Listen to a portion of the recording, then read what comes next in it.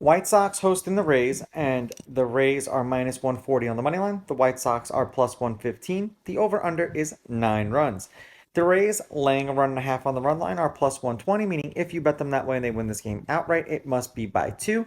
And the White Sox getting a run and a half are minus 145, meaning if you bet them that way, they could win this game outright and you could win, or they could lose, and as long as it's by 1, you'd still win. Now, Foucher pitched once against the White Sox this year, 2 innings, 3 runs, 3 earned, and they won that game 8-7. And Lynn did not pitch against the Rays either last year or this year. And I'm going with Foucher because if you look at his name, if the CH is pronounced a different way, I'm going to get a laugh every time I say his name this year. Now, head to head, the home team is 5-5. The Rays are 7-3 against the White Sox in their last 10. The favorite has won the last 6 games. The favorite is 8-2 on the money line. However, the underdog getting a run and a half on the run line is 7-3.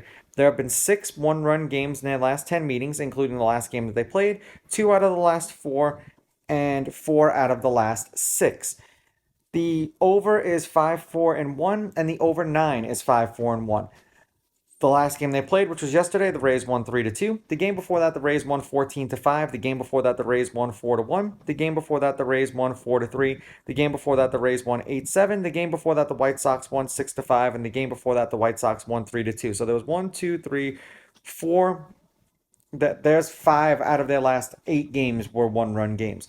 Now in their last handful of games overall, the Rays are 2-2 in their last 4 and 8-2 in their last 10. We've had 5 runs, 1 run, 19 runs, and 5 runs. They got shut out in back-to-back games against the Astros in losses, and then they scored 14 and 3 against the White Sox.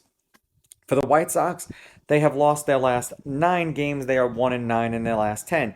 They got shut out in back-to-back games against the Blue Jays. There was a total of 8 runs and 7 runs. Then there was 19 runs and 5 runs, and they scored 5 and 2 in those games. I'm taking the Rays with the money line. I'm taking the Rays laying the runs, and I'm going to go over because both of these pitchers' ERAs are high. These are just my picks. If you disagree, please go with your gut, and please bet responsibly.